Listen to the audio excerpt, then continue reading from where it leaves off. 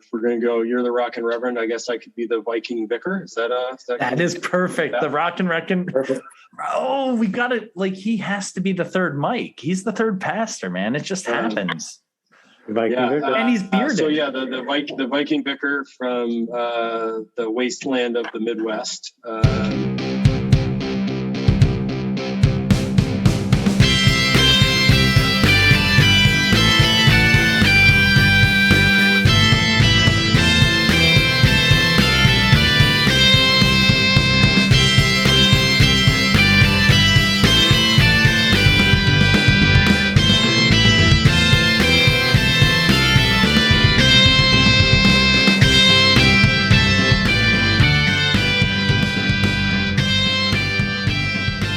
Party on, Todd. Party on, Sal. Rock on. Rock on, sir. Well, welcome back, podcasters, to another episode of the Party on Johncast, a podcast of theology, music, whatever we're drinking, and just really awesome, righteous topics. Amen. You're here. I'm the Reverend Sal Marco, ordained teaching elder in the Presbyterian Church USA in the Presbytery of the Highlands. Got it right this time. We actually just changed the name of our presbytery. Oh, it's not the Newton Presbytery anymore? It's combo, right? Anymore, nope. Well, Newtonites around are just insulted by that. Not really. We can't do our Fig Newton joke anymore at presbytery meetings. No. Oh well. So, and I'm in the validated ministry of hospice chaplaincy. Awesome. Well, my name is the Rockin Reverend Todd Laddick, and I am an ordained elder in the United Methodist Church of Greater New Jersey, serving on higher ground, sometimes occasionally from Sal. Right now we're on even ground, just across the way from each other. And we are definitely going to be redistricting. Right now, I'm in the Skylands district, and you know, as things shift, demographics change and all of that, I think all denominations are probably in that process of shifting things around to make it work. So it happens. That happens from time to time. And actually, believe it or not, the Greater New Jersey Annual Conference was once the Northern New Jersey Conference and the Southern New Jersey Conference. So that happens all the time where things consolidate, and it's normal. Yeah. So. Yeah. And we have with us a very rocking guest. A very rocking guest who, this is your third time now? I think so. Yeah, third. So. Yeah, third at least. Yeah. We got Reverend Blake back with us. So introduce yourself, Blake. Reverend Blake Severson. If we're going to go, you're the Rockin Reverend, I guess I could be the Viking Vicar. Is that that is perfect. The Rockin Perfect. Oh, we got it. Like, he has to be the third Mike. He's the third pastor, man. It just happens. And he's bearded. The Viking Vicar from the wasteland of the Midwest. I do have some love for the Midwest, but not in the summer. It's going to be 90 degrees here. It felt like it was 100 when I took my daughter to school at 8:00 in the morning. Yeah, I got no time for it. But serving in Rock Island, Illinois, ain't nobody got time for that. Ain't nobody got time for that, especially me. Yeah, happy to join you guys again. Glad we could make it work. Viking Vicar. We tried to get it rolling before I took off to Alaska, and everything fell apart. And now here we are 2 months later. So. Yeah. Glad to have you back. And Viking Vicar is definitely sticking. Just saying. Cool. That's definitely going to stick. And the Rockin Reverend and Sal, you can claim whatever you want. we've got the nicknames rolling. You have to figure that out now because we've got the nicknames going. Eugene, honestly, Sal, can't we just call you the Angel of Death? Isn't that kind of what you do? That is what I do.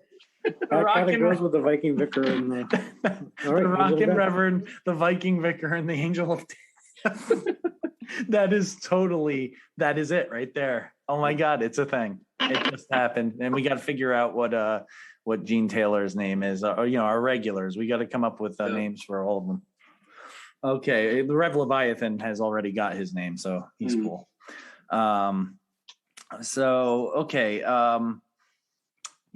I lost where we are, but there we are. There it is. So Introductions managed. Check. So welcome to the Party on John cast with the Viking Vicor, the Rockin Rev, and the Angel of Death. Here you go. There we go. That's our new intro. So that brings us to our Hebrews. And he does. How do you know that God likes coffee, guys? How?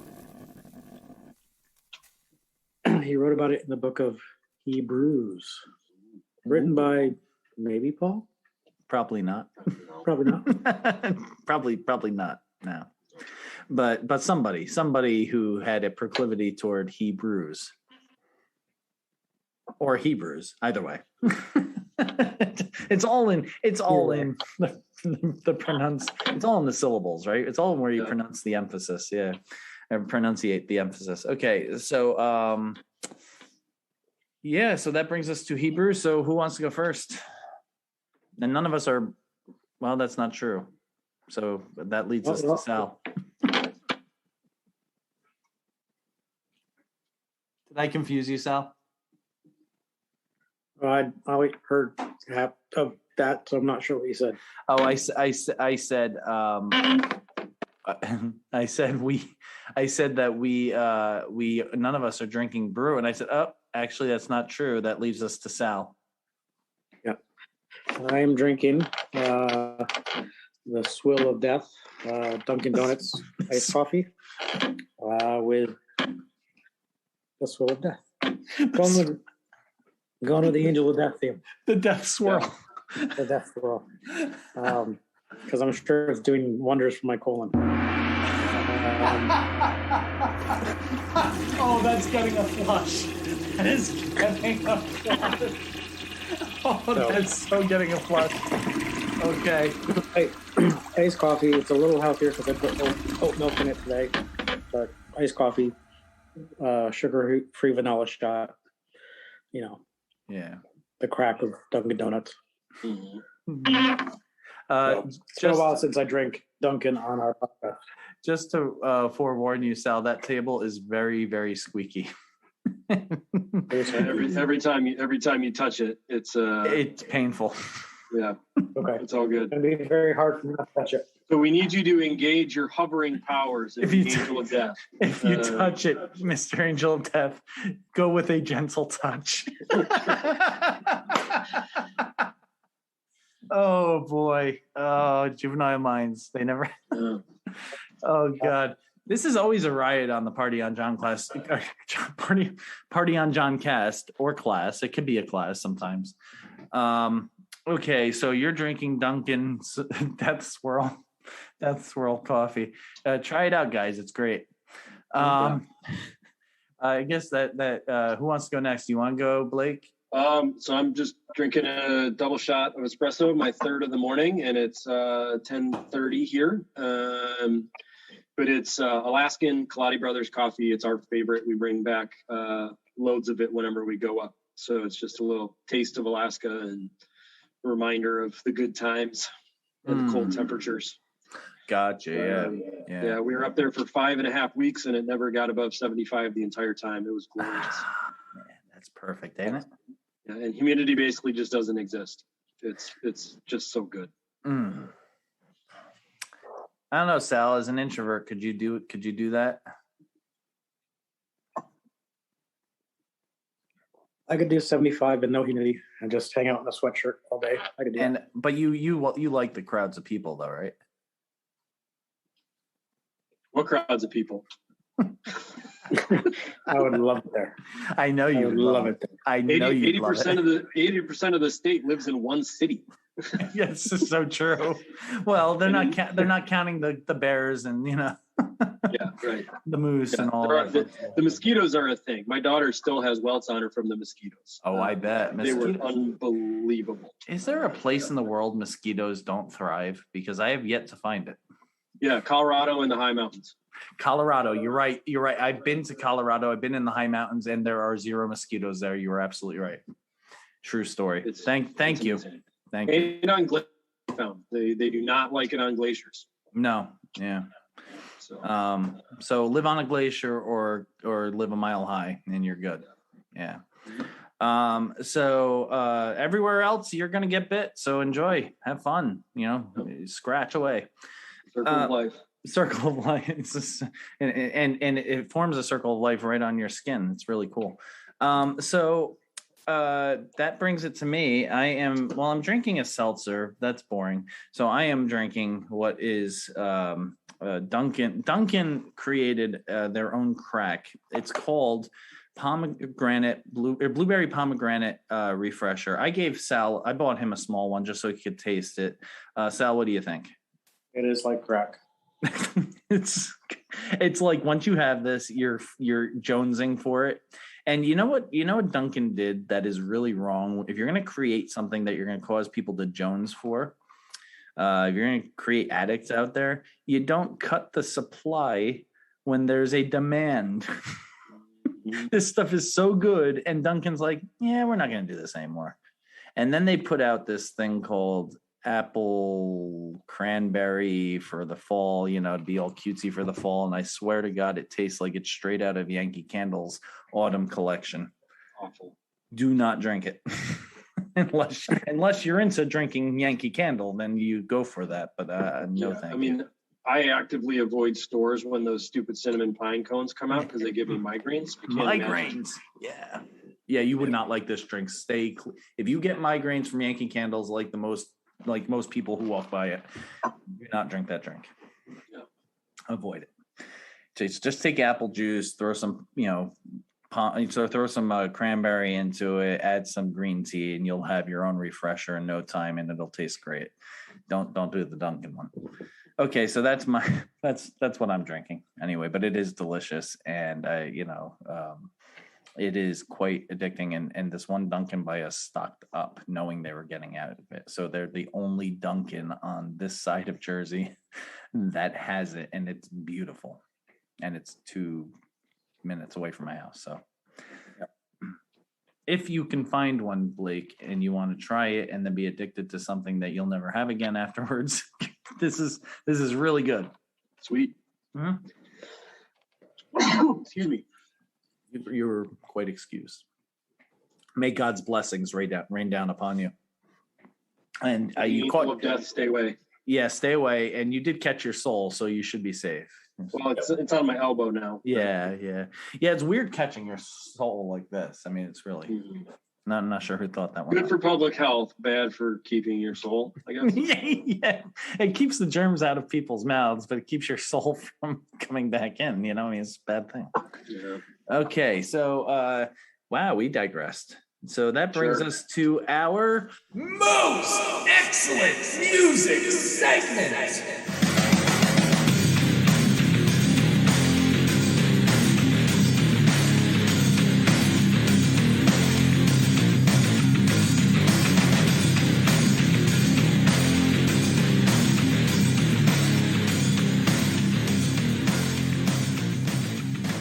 Blake edition.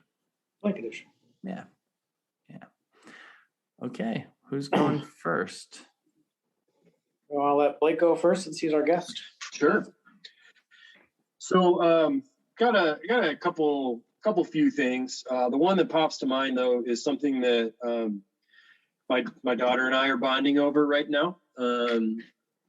So I take her to school. Her school is only a couple of blocks away, and the line to get into this place in all directions is usually about 30 cars deep, because it's like single, kind of 2-lane roads ending at the one driveway to get into this school. So it's just completely bonkers. So I ride my bike with her little carrier cart on the back, and I just bypass all of it. But I got this little Bluetooth speaker, and so I like to play music for her while we're out.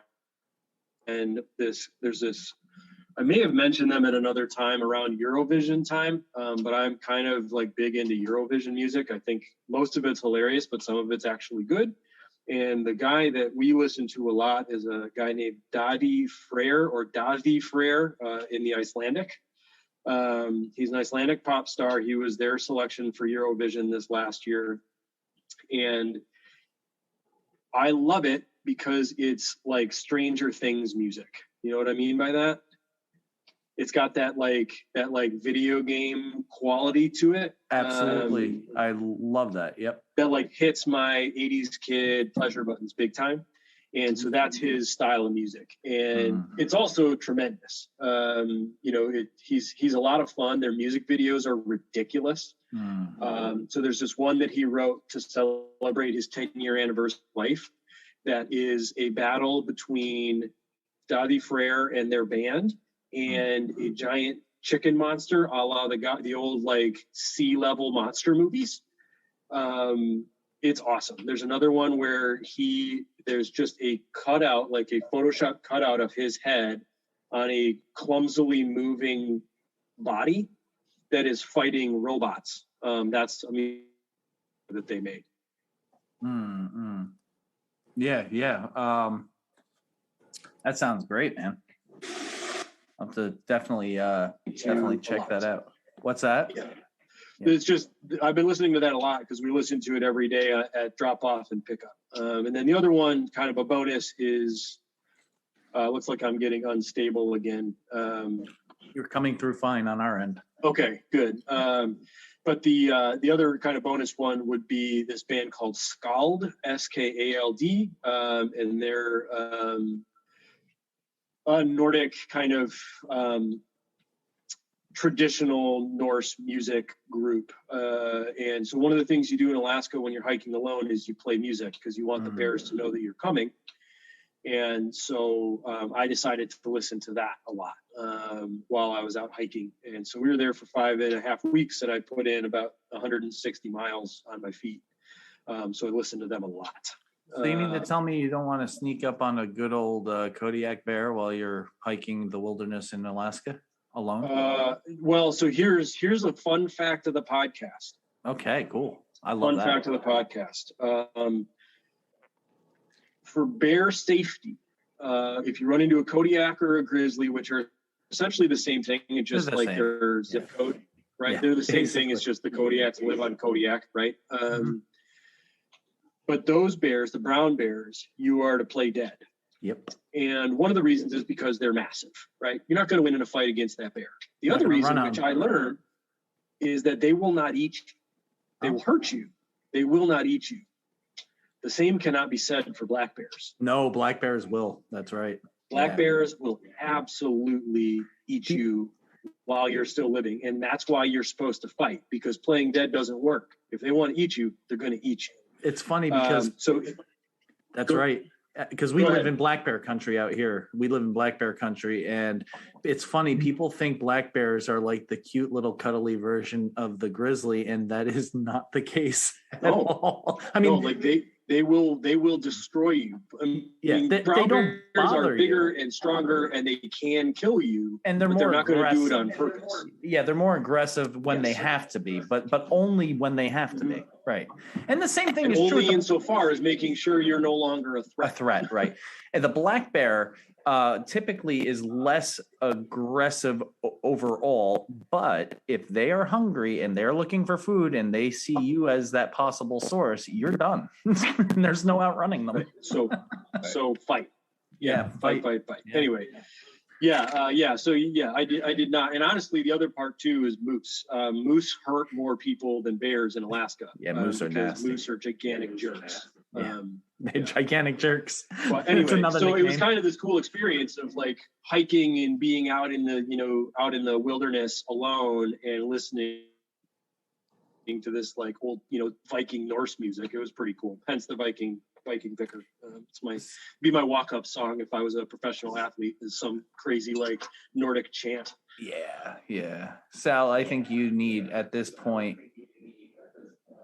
Oh, there is an echo. Cool.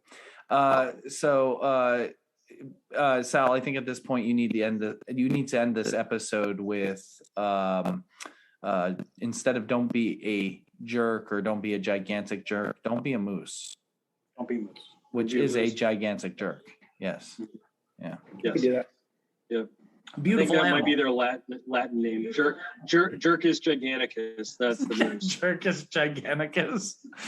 And they're beautiful. But then again, a lot of beautiful people tend to be jerks. So I shouldn't say that. That may be a blanket statement, but still, it fits. It does fit.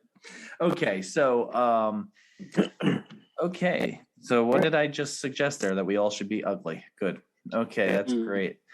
Okay. So what are you going to do, Sal? So I'll share my music. I've been listening a lot lately to. It's a band called. They were formerly called a tribe called Red. They go by the Halsey Nation now. They're a band out of Canada. They're both First Nations, Indigenous people.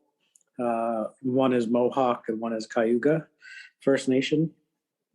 And so it's a mix of dubstep and hip hop and indigenous.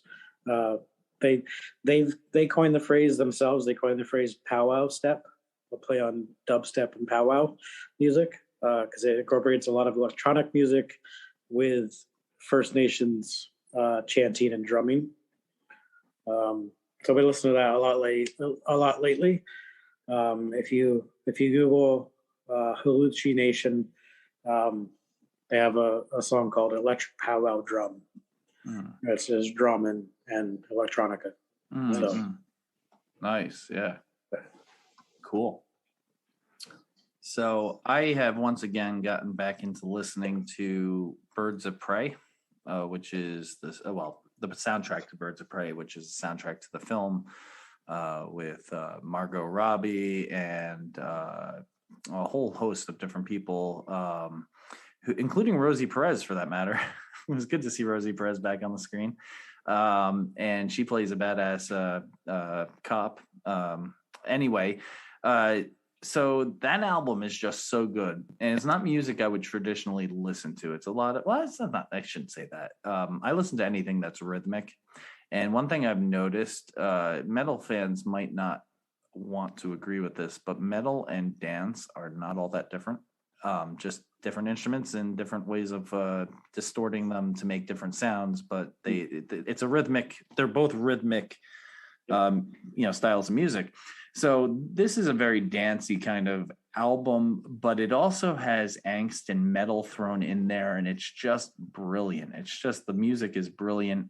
My first brush up with Megan Thee Stallion was off of this album, so I thought she was totally kosher till I started listening to some of her other music, and I said, whoa. Woo, go Megan. Okay, I'm not listening to that anymore. But and I don't judge anybody who does, but it's just not for me. But anyway, it's a great album. So the song that I am picking off this album is from Halsey, who is a Jersey girl. Little fun fact. In fact, let's see where she was from. I don't think she was from too far away from here. Let's see. Halsey is originally from Edison, New Jersey, maybe an hour away from where I live, so not too far away. All of that to say, I'm doing a song by her off of that soundtrack called Experiment on Me, and no doubt this is probably a breakup song which fits with the theme of the film, but I'll read the lyrics. There are some words in here, not too terrible, but I'm gonna not censor them anyway. It says here, bet you think you get the picture. Bitch, you don't know how good I treat you. Shake it off, this pride and glory. You dig up so many stories. Oh, you're so under the thumb. 4 fingers and form a knuckle sandwich. Try my blood. It's just a starter. No one tastes like me. Yeah, I'm pretty like a car crash. Ugly as a lullaby. You really want to try it? Experiment on me. Experiment on me. Experiment on me. And then, the lyrics continue to go on. I won't repeat the chorus because it's the same, but, girl, I've been way too much to handle. Bitch, I've never been a good example. Seen, not heard is what they told me. I look too good to be this lonely. Oh, grab this loaded gun. So hopeless, but I'm still romantic, bloodstained, and I'm gonna blow a kiss. And I bet it tastes like me. And then she says, You lock up your sons, make way for the, or lock up your sons, make way for the daughters. You be the lamb and we'll be the slaughter. You've burned the witches, now you're defenseless. Who needs a Y with this many X's, referring to the chromosome. So it's like a girl power kind of song, definitely a post-breakup kind of song. But I like it because you could take it out of that context and think about any time people have tried to take you down. You know, anytime people have underestimated you, taken you for granted, stomped all over you, exploited you, and think about the way, at least for me, listening to the song, the way you've overcome those things. And of course, in the Christian context, it's through the power of Jesus Christ and the grace of God that's gotten me through the things in my life, which is obviously not present in that song, but you can certainly read that into it if you wanted to. And it certainly fits me, you know, like I look back at those things that could have brought me down and they didn't. And it's like, yeah, experiment on me. God's got my back, you know, whatever, you know.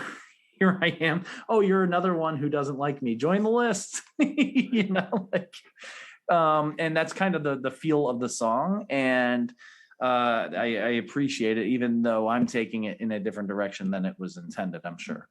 Mm-hmm. So I like it. Yeah. And it's a rockin' song, and she's like Halsey can scream. Like she's got a good screaming voice.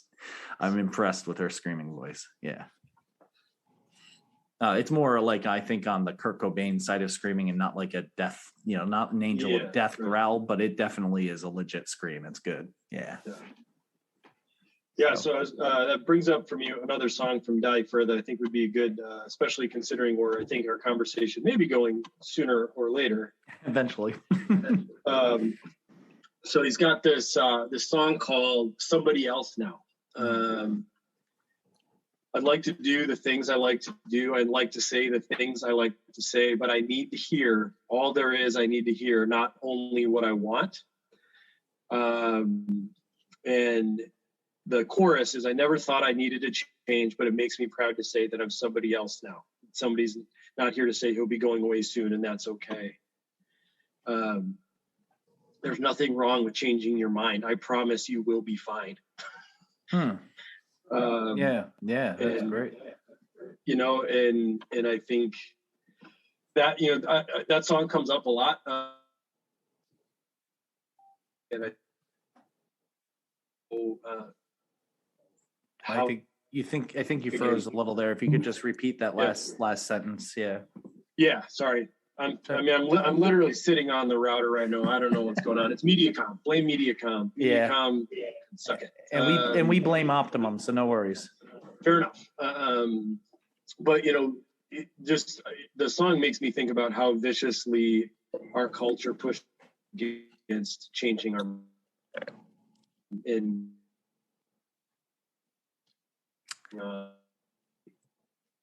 I guess that sentence is not meant to be said. All right. What I'm going to do, I'm going to stop my video.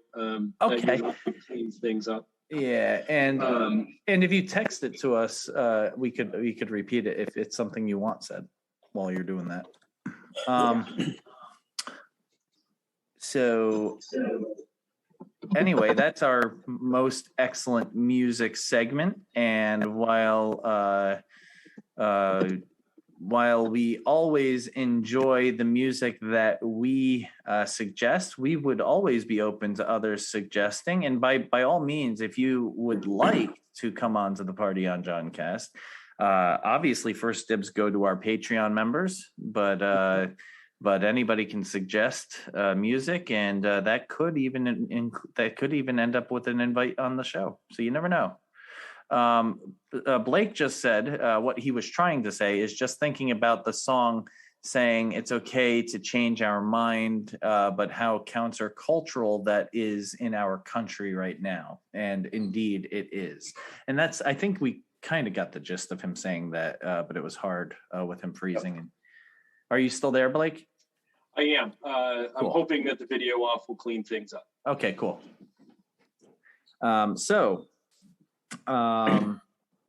Yeah, and that's a beautiful picture. Is that Alaska there? That is actually Banff National Park. That's Bow Lake.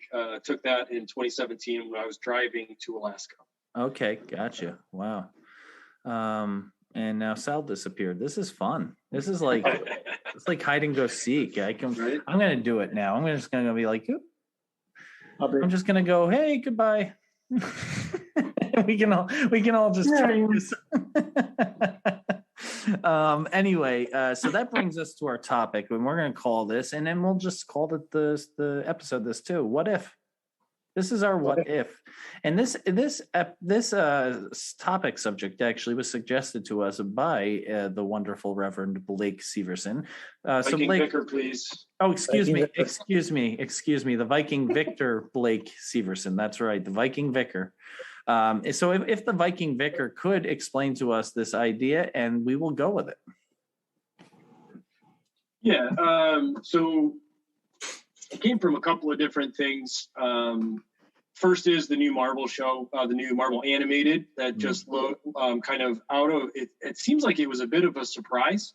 Jumped onto the streaming services last week, called What and Introduction to the Multiverse, saying what if this pivotal moment in Marvel comic history happened a different way. First example being that in Captain America, there's this moment where Hydra operative tries to stop Steve Rogers becoming Captain America. But what worked, and instead Agent Carter jumps in the super soldier cage and becomes the super soldier. So that's the first episode. And it's awesome. That sounds great. It's really good. And then the next one, which I haven't watched yet, is what if T'Challa became Star-Lord instead of Chris Pratt, because I can't think of the main character's name. Wow. Right? Yeah. Wow. And so they're going to be doing this whole series about this, because if you've watched Loki, you know there are moments where things divert, and then you have this whole other universe that is created from little things that change. I actually have not watched Loki yet, so you got to do it. It's shame tremendous. on me. It is tremendous. My daughter watched it, so I'm not sure why I haven't. But I will. I will be watching. But it's great. So that's part of it. But also, I'm taking a training right now on bivocational ministry, because in no small part, I believe that the future of ordained ministry is going to be bivocational. Our churches can't sustain it for the most part. But in that came a question of just a question of what would you do, right? What would be your thing?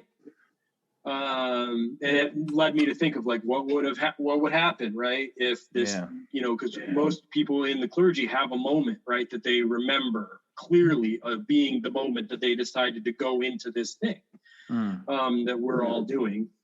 And so that's really kind of where it came from, was those two things that I've been experiencing lately of what if. Gotcha. Yeah. That's a great introduction to the segment. So let's start there. What if you weren't a pastor? Anybody want to start off with that? Well, I haven't started off with anything yet, have I? It's your turn. I guess it's my turn. The Viking Victor has just told the Rockin Reverend to go. So rock out. Okay. Yeah, that's a very good question, because honestly, I've tried different things. I was something else before I became a pastor. I was a computer programmer and then a stay-at-home dad, not initially by choice, but I would not change it for the world. It's just that I lost my job and didn't have enough experience to get a new job. It was one of those things where I had experience, but just not enough. So, how do you get more experience when jobs won't hire you because you don't have the experience? It's a really vicious cycle that is hard to get out of. And people don't realize that. You see people who are unemployed and you think, oh, what lazy bums. Don't assume that, because that could be you someday. Just throwing that out there. Anyway, so I was, something else besides a pastor. But religion has always been vital in my life. It's always been front and center. God has always been front and center. Even when I wasn't Christian, I was Wiccan. I was never atheist. I could never be atheist. It's just not who I am. So, but now on the flip, so I can't picture myself doing anything other than what I'm doing. is what I'm trying to say. This is what I picture myself doing. If I had to be bivocational, and you're right, Blake, I think that is a reality coming in the future. Maybe in our ministry time, maybe in the generations that follow us, but it is in the future, I think, in the immediate future. Yeah. And if I had to be bivocational, I know what I would do, but I'm not going to share that publicly. I will share. You know what I'll do? I'll share. It's an OnlyFans page, isn't it? It is. I will share what I would do on my OnlyFans page. Yeah. So you know what? We're going to share this on the bonus segment on Patreon. If you want to hear what I would potentially do right now in the moment as bivocational, you go there and you'll hear it. But you'll only hear it if you pay the $5 to hear it. So we need the support. This is free. We do this for the love of Christ and for the love of you. And we would love a little love back. So thank you. But yeah, so that's my shtick. How about you guys?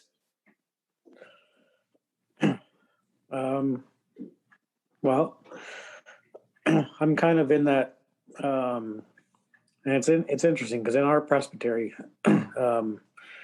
since I came into what was Newton Presbytery is now Presbytery of the Highlands, you see more and more folks coming in validated ministries.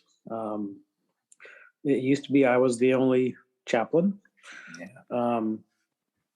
We now have two other folks who are hospice chaplains, one full-time, myself full-time, and another who is part-time hospice, part-time in a pulpit, and he is also a social worker, former social worker. You broke the ice. I broke the ice. I made it okay. I normalized it. You did. So, but like Todd, I have done other things besides ministry. When I worked for a shipping company before I started seminary, went to seminary, couldn't get through the ordination process right away when I graduated seminary, so I had to work. So I was a assistant store manager at a music store for a couple of years. I was a youth pastor. Had I not gone into ministry, I would have probably been a high school history teacher because that's what my degree was in.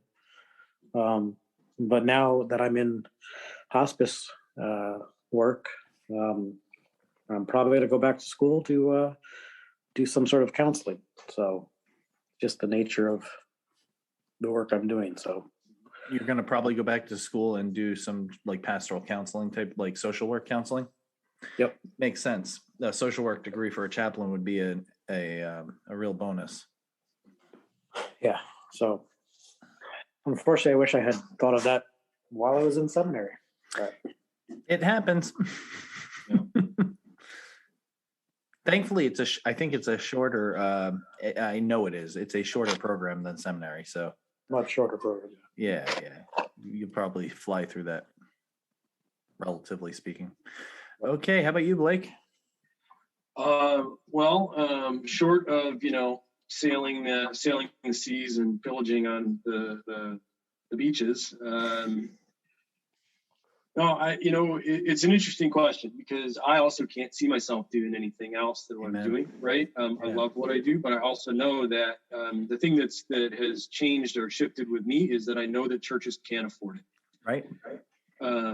The other part that has honestly been the best part of this particular thought process for me is that I don't think we should anymore.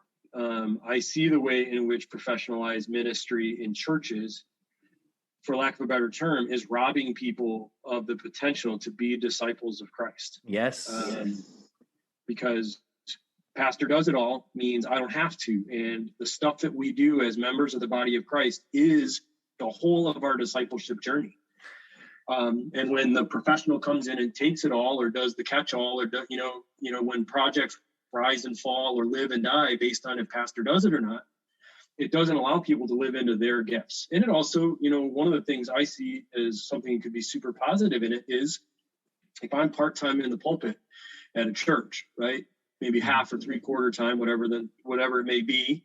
right? But they also see me going and working and living my faith in my workplace, right? That is, to me, an untapped mission field, because most of our people think that faith life happens in that 1 hour in the uncomfortable chairs on Sunday morning, and then the rest of my life is the rest of my life. That's the least of where it happens. Yeah. I mean, it's only 1 out of how many hours in a week? Right. And so, I see that as a real opportunity. So one of the things they've asked us to do in this training is to think about what you might do as like a side hustle or a gig. This is coming more from an entrepreneurial standpoint, right? I desperately want to live in Alaska. And even if that meant part-time, I would do it, because Alaska is that meaningful to me and to my family. We lived with our in-laws for 5.5 weeks, and we were all sad when it was over. That's a pretty good sign that we've got a good thing going there, right? Mm-hmm. Yeah, for sure. Definitely. Yeah. And I do agree with you. And here's something I wanted to say. If you look at it biblically, ministers were bivocational. Paul was bivocational. Yeah. It was the ministry was done for free, and the payment came in way of food, shelter, support, blah blah blah. But Paul paid his own way, because he also made tents. He was a tent maker. Barnabas did what he did, and Priscilla and Aquila, they were tent makers along with Paul. So these people, they weren't just doing ministry and getting paid to do ministry. No, they were doing ministry because they were called by Christ to do ministry, and they paid their way to do it and got support along the way from other Christians. This idea that like it should all fall on the pastor to do all the work and we'll just give him a big fat paycheck and go on our way the rest of the week is really not a biblical model. And this again, this is going to come across as like probably greedy or some such, but checks aren't that big and fat. No. For a master's degree, right? Yep. The average salary for a master's degree is $69,000 before benefits. Right? Like it's not what I make. It's not what most of us make, and churches can't make that, or most of our churches are not in a financial place to make a viable go of that. Mm-hmm. And we have kind of convinced them that they can't function without a full-time pastor, and that's to the detriment of the church, individual churches and the church. Right. Yeah, for sure. But so in terms of what I would do, I think it would be, I've thought about things like getting into some kind of a healthcare field,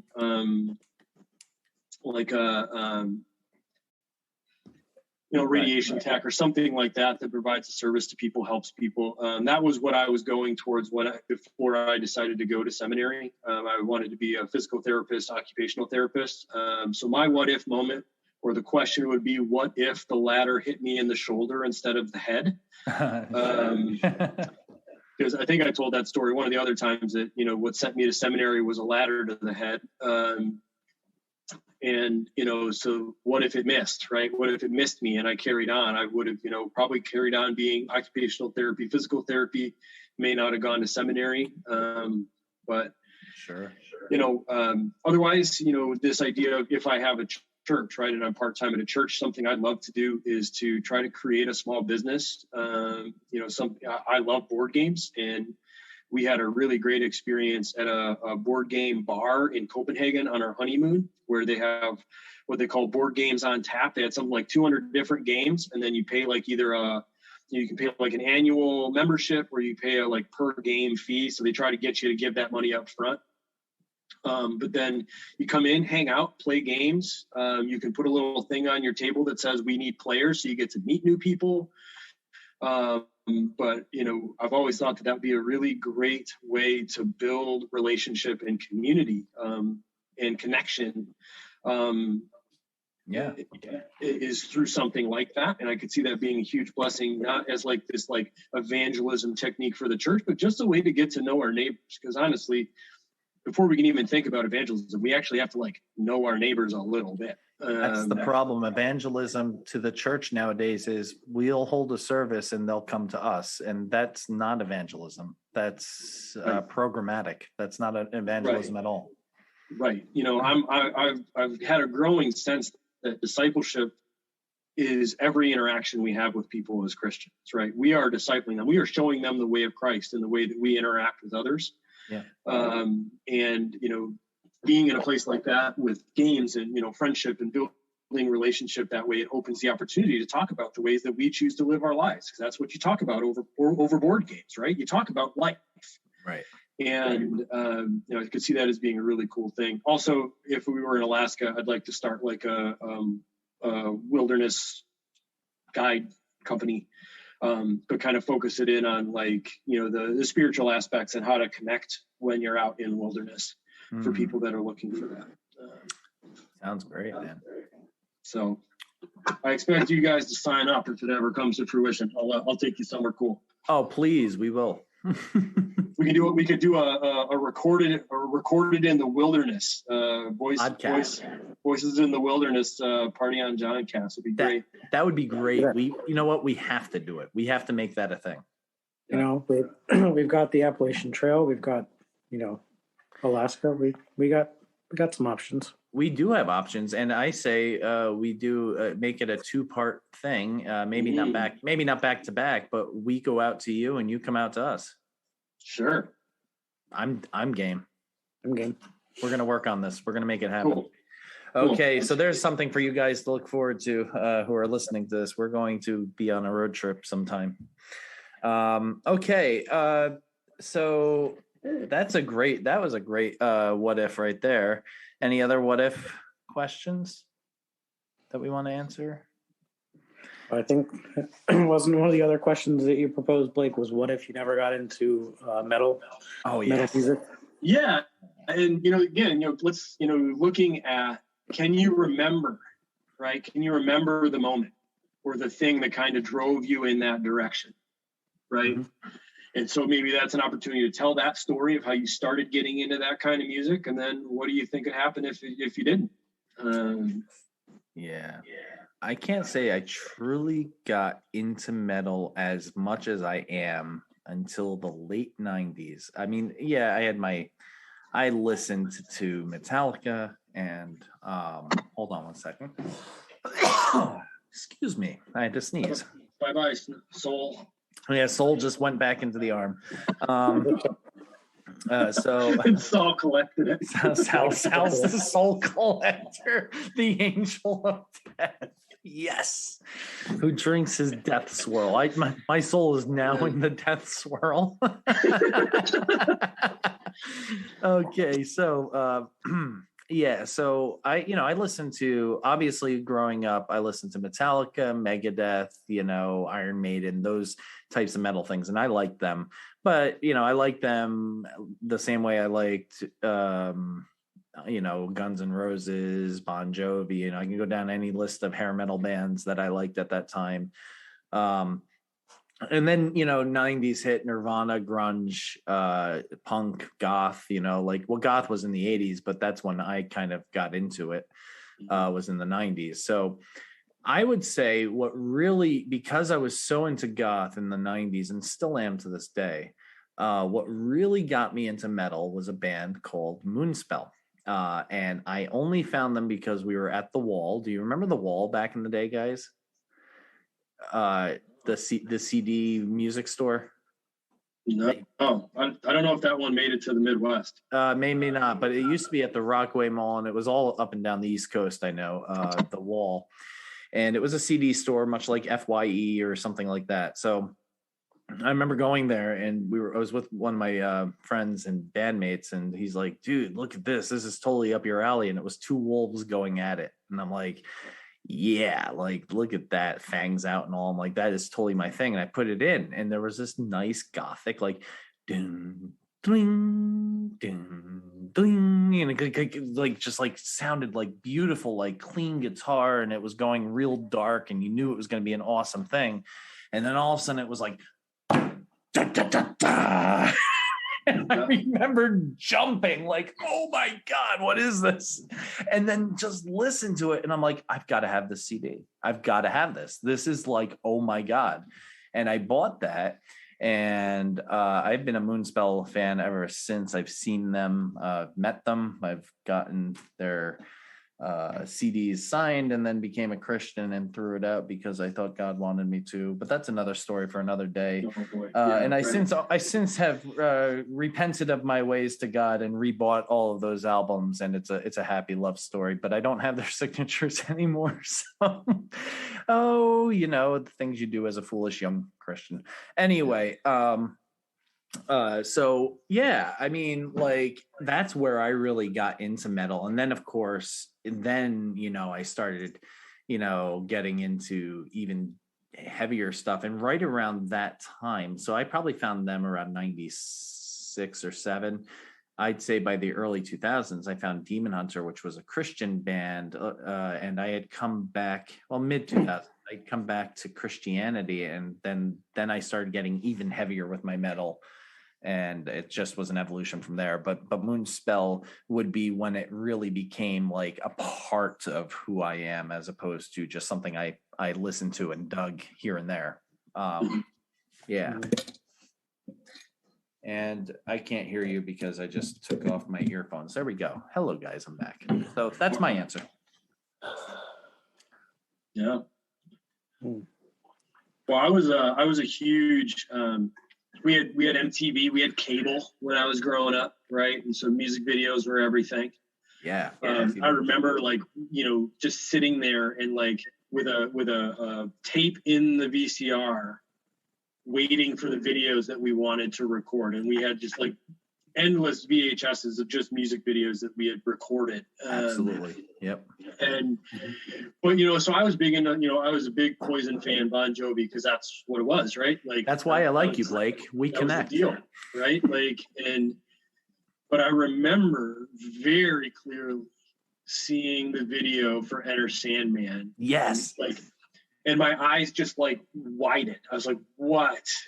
That was my first introduction to metal, was Enter Sandman. And then I started diving into Megadeth and Iron Maiden, and Enter Sandman, I think, caught a lot of people up into metal. I mean, it's an iconic song for a reason, right? And so, but I remember that, and like that started the journey. But not long after that, a friend of my mom's who she worked with, he's a Jersey guy, took me to a Kiss concert when I was in 5th grade. And there was all the explosions and crazy set pieces. And so that kind of pushed it further, because I had this other person that I respected and looked up to that, dug the same kind of music. I mean, I wouldn't call Kiss metal. They're rock, right? They're not metal. But still this but they have the persona. Yeah, this thing shifted. And then really the nail in the coffin, I think, of my metal fandom and kind of my what if moment was I went to visit my brother at college once, and his roommate Kurtz was a huge heavy metal guy. And we were just sitting around watching MTV, and it was like Headbangers Ball. And I knew all of the bands, and this college guy that I was just like, worshiped was like, holy cow, man, you're pretty cool. You know all these bands. And that just kind of like was this like validation that I was doing something right with my life. Yeah. And so that really just kind of started driving it. And then, I got into, being in football circles, right? You're in the locker rooms, and it's nothing but just the craziest, heaviest stuff you can find. And that, carried it on. I would say Headbangers Ball was a big part of my youth.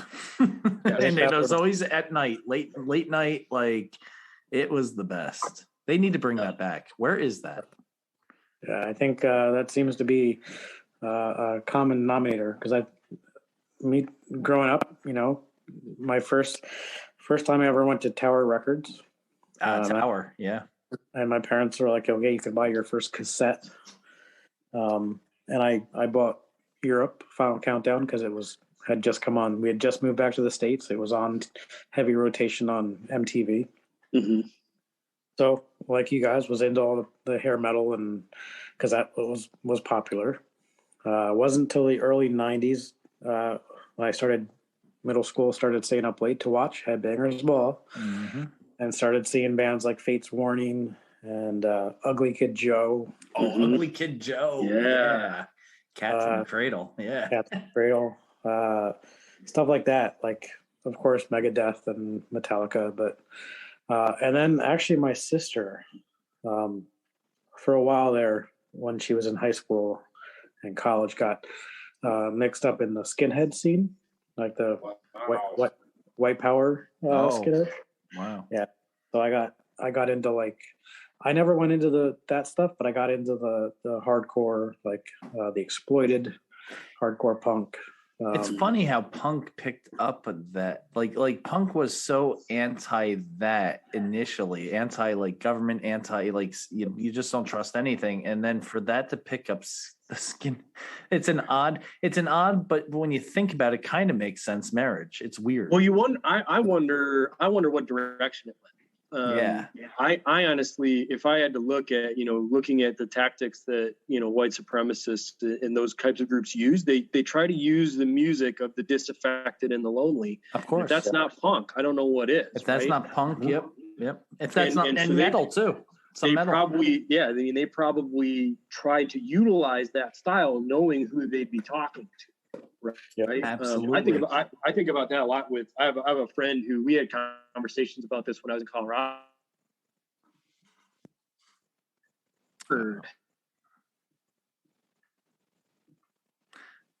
Oh, you're fading in and out there.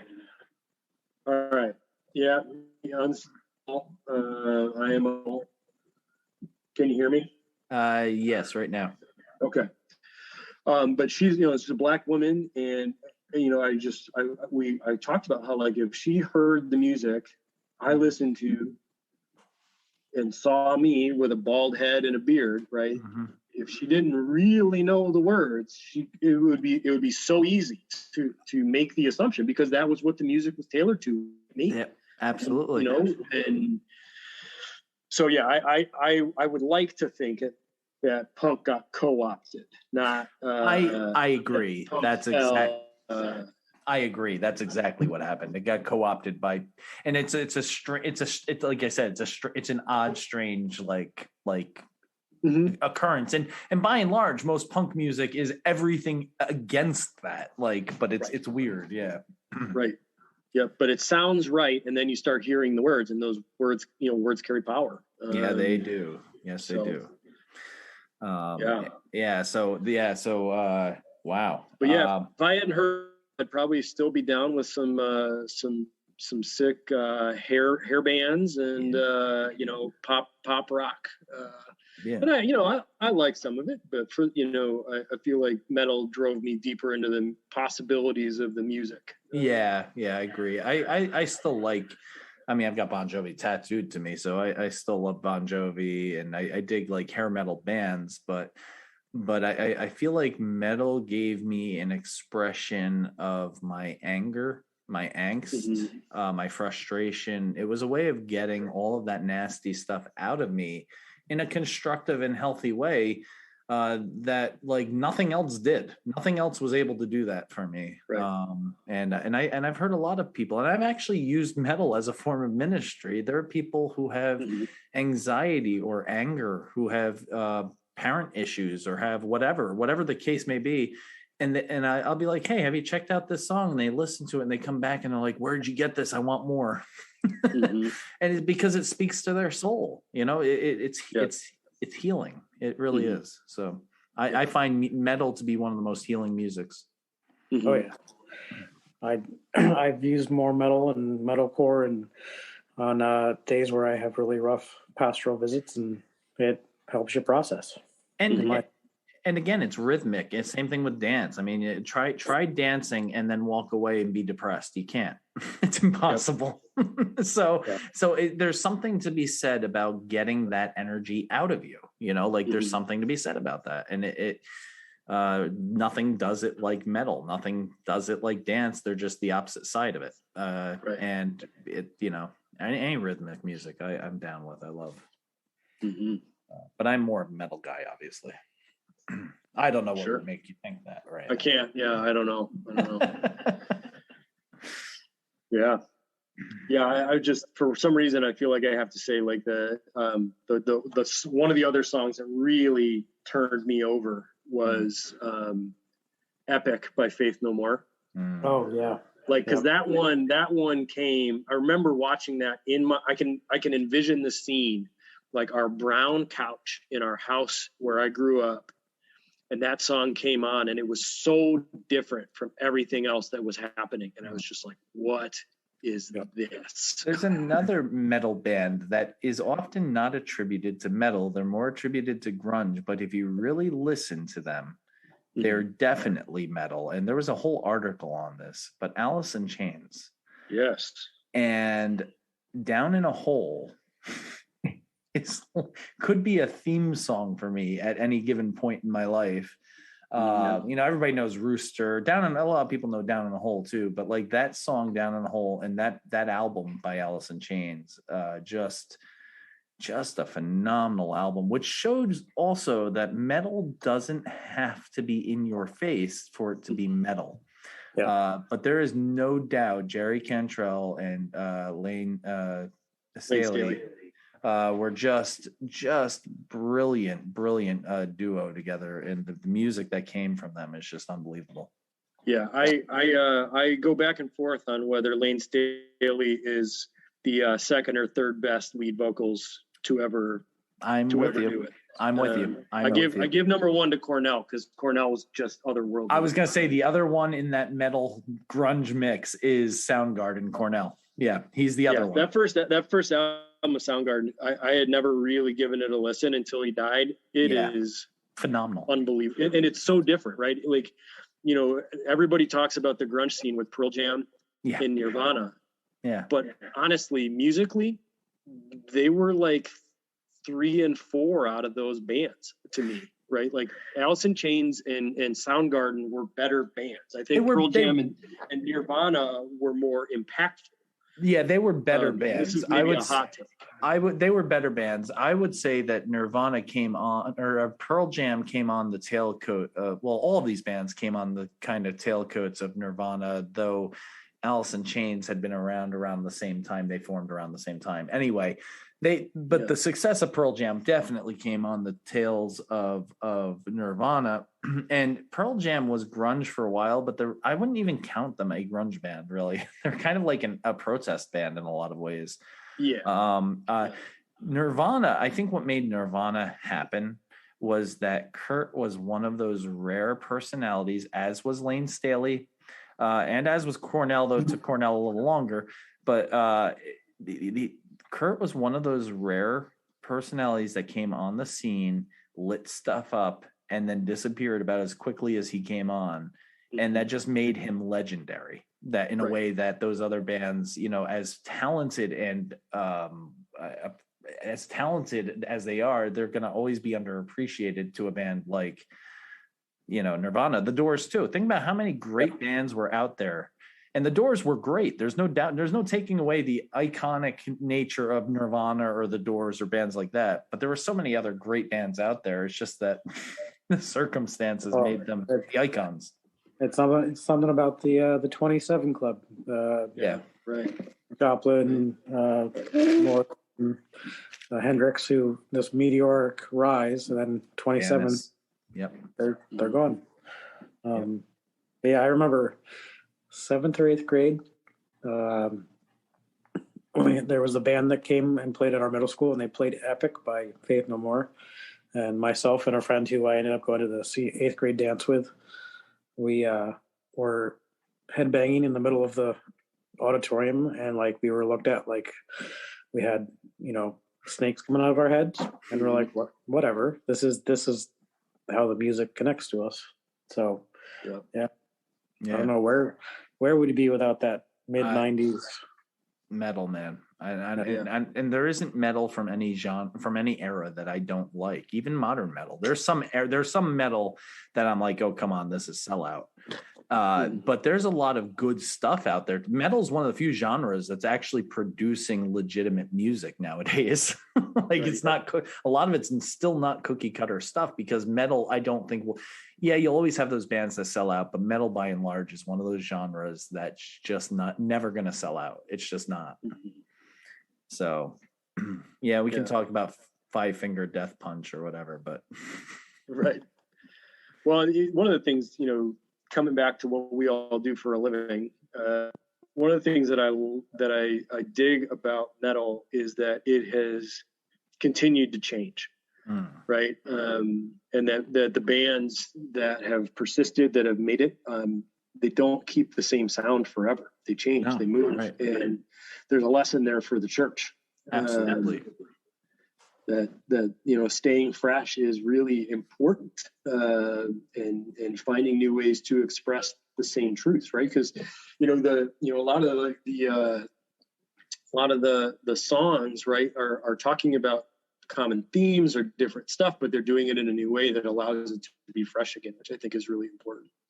Well, they're talking about like things that happen in life, and things that, if you look at a lot of the early, even Megadeth and Metallica, they're singing about stuff that affected them. It's some of it's protest music, like Peace Sells Who's Buying, but a lot of it is just dealing with emotions. So it connects on that very raw. That's why I think it helps me, at least when I have rough days, to put on some metalcore and process my emotions, because that's some of the most engaged emotionally that I get during the day. I think if I had not, and even there was some stuff that you introduced me to, Blake, in seminary, and I was like mind blown. What is this stuff? And it took me a couple of years to okay, because you introduced me to some harder stuff that I had not been into. But it was legit.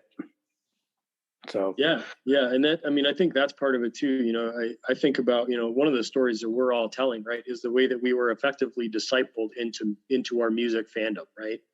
Yep. That we had a desire to listen to new music, to hear more, because we liked what we liked. But it was people that had heard other things that said, hey, check this out, right? And that's, again, I think that's a really important model for the church. That it doesn't have to only be expressed in one way. Like, one of the things I think is funny, and Slayer's good enough, right? But Slayer fans, in my experience, seem to only like Slayer. They do not like much else. If it's not Slayer, they're not down with it. And that's pretty myopic, and it's Slayer or nothing is not a really great way to live, because Slayer's, like I said, Slayer's fine, but not the only music I would ever listen to ever again. And one of the things I see in churches, especially a lot of the churches that I've served, is they're Slayer fans. This is how you do church. There is no other way. And to even suggest so is, tantamount to heresy. And it's just not healthy. It's not the way that the faith was meant to be lived. But you're right. Even, going back to being introduced to harder music by my sister in her skinhead days, it wasn't that I was put into that, okay, this is what I think and agree with, but it's that community, that looking for belonging, which I think is very much part of the metal scene. And one of the things I appreciate about a band like Phineas, who are Christians and do metalcore, and they're very much about the scene, and how like you're saying, like the church gets very myopic and says, this is how we do it, this is how we worship, and the metal scene says, no, the scene is not one set way of doing things. This is coming together as a community, looking to disciple each other. Correct. Yeah. And Phineas is definitely like Demon Hunter, one of the POJ cast favorites for sure. Yeah. Oh yeah. Sal, did I introduce you to Phineas, or did you find them on your own? I found them on my own, but I think were you into For Today a lot? Huge, big time into For Today. I really wish that Maddie hadn't gone crazy. You had introduced me to For Today, and when I was working at the music store, I became the resident Christian / metal expert. guy. Yeah. What? How did he go crazy? Because the guy from As I Lay Dying went notoriously crazy too. No, Maddie went like super duper crazy mega fundy. Okay. Like, and I mean, like he didn't plot his wife's death or anything like. No. Good. But like he started a church in Tennessee, and they, like, were intentionally having house packed worship services, no masks, celebrating the no masks, and like he did a blessing of the guns. Okay. Like, well, honestly, I have not listened to For Today in probably 3 or 4 years, just because he went so crazy. It's hard for me to do it. Can't support it. Yep. Like, and it makes me sad because their music was really foundational in some of the bigger moments of my faith journey. But like, he went so crazy. I just can't do it. He went crazy in almost it's hard to say plotting your death's wife. Is it? I think it was his wife's death. It was his wife's death. Yeah. That he hired a hitman. I mean, that's awful. That's awful. But that's like sinful humanity, broken, awful. Not like, hey, we're saved and we're just gonna use Christ to abuse you. Awful. Twisting the gospel. Right.